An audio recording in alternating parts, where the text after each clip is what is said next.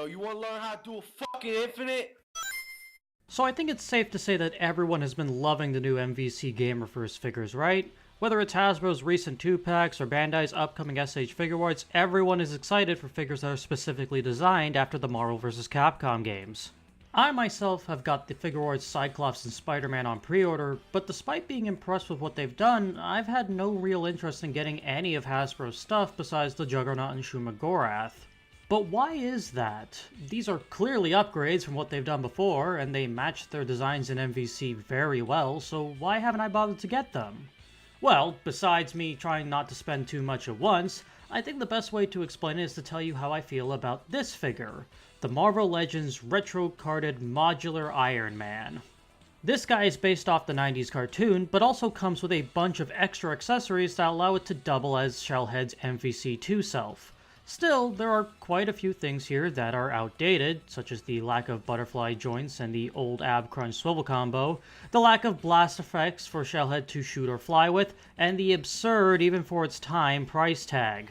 But on the other hand, this is pretty much the spitting image of MVC Iron Man sprites. It's missing the yellow detailing on the head seen in the artwork, but that's the only thing not accounted for. The articulation may be more limited than what we'd like, but the posability still works well, and you'll have no problem getting him into a lot of standard Iron Man poses. Not to mention the different head options, and that the included accessories help him recreate his poses from the games, including his super with the giant proton cannon.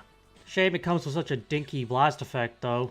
I do get the weight issue that could cause if it was bigger, but they could have added another stand arm for it, like the cannon. The point is, if the Legends team does make a new modular Iron Man in the future, I imagine they'll give it a lot of improvements. But because this Iron Man already does a good job at being an MVC representation of the character, I'm not really sure this hypothetical figure will be enough of an improvement that I need to get it, especially if it comes in an expensive 2-pack or lacks things like the proton cannon.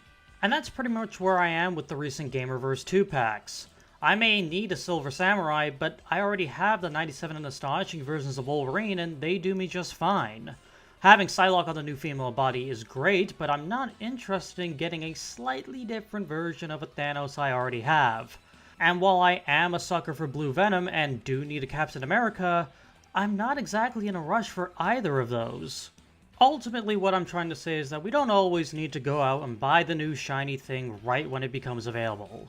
It's important to not get swept up in all the hype, because sometimes we forget that we already have what we need right here with us, you know? Of course, this is just how I feel about it right now. It's entirely possible in the future that I decide to go and get all of these, but at least for right now, I think I'm good. So if you already have this Iron Man, I'd really recommend hanging on to him. He may have his issues, but I still think he's solid in his own right.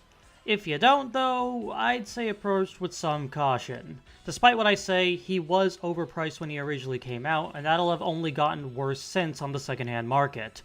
Try to get him as close to or right at his original MSRP, and don't go into the triple digits, he's absolutely not worth that much. But with all that being said, we're at the end of the video. Thanks for watching. I'll see you all in the next one. Later.